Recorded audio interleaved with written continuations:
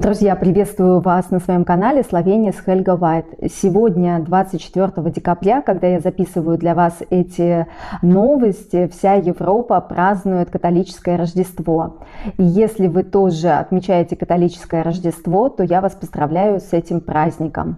Также хочу поблагодарить вас за активность, за комментарии и за лайки.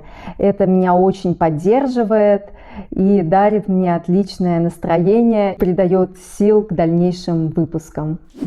Интернет-магазин Amazon может быть привлечен к ответственности за рекламу контрафактной обуви Кристиан Лабутен, которая продавалась на указанной платформе. Оказывается, туфли на красной подошве – визитная карточка модного дома Кристиан Лабутен. Я на самом деле думала, что любая обувь может быть с красной подошвой. Модный бренд Кристиан Лабутен подал иск против Амазона в 2 суда. В суд в Бельгии и Люксембурге еще в 2019 году. В иске модный дом заявил, что Amazon регулярно публикует рекламу обуви с красной подошвой, хотя это не официальная обувь. В иске Лабутен указал, что у них есть товарный знак, зарегистрированный в Евросоюзе. Товарным знаком является красная подошва. В конце концов, по инициативе судов 2 упомянутых стран, иск также перешел в суд Евросоюза, который сейчас решил, что Amazon также должен нести ответственность за содержание рекламы сторонних объявлений у себя на платформе. Amazon отреагировал на решение коротким заявлением. «Мы изучим решение суда», — сказал представитель интернет-гиганта Amazon.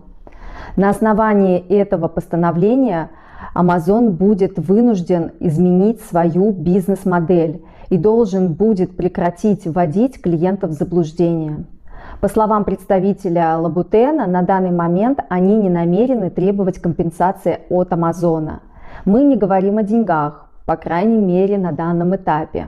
Мы просто хотим, чтобы эти нарушения прекратились», – ясно сказал представитель.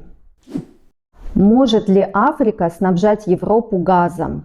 Может, но не сразу в достаточном количестве.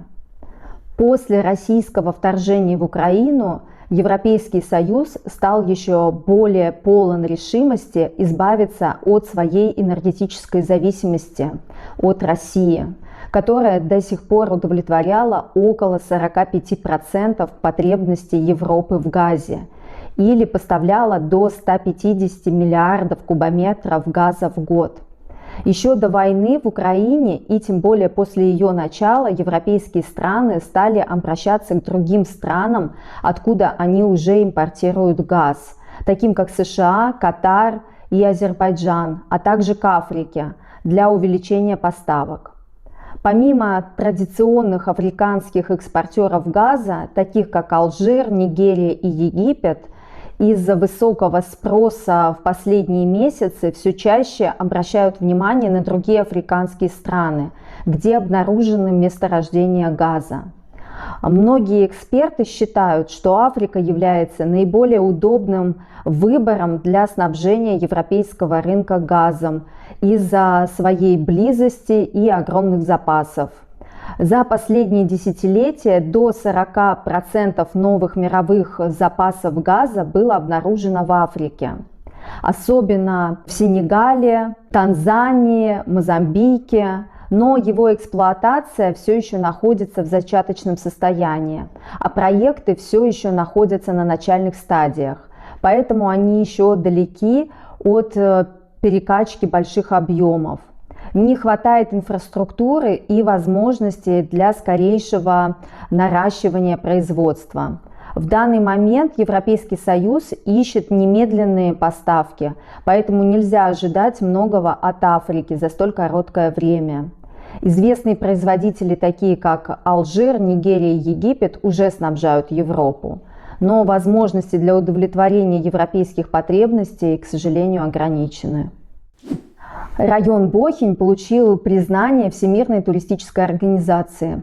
Бохень был включен в список лучших туристических деревень в рамках инициативы Всемирной туристической организации ЮНВТО. Я на самом деле впервые вижу название этой организации.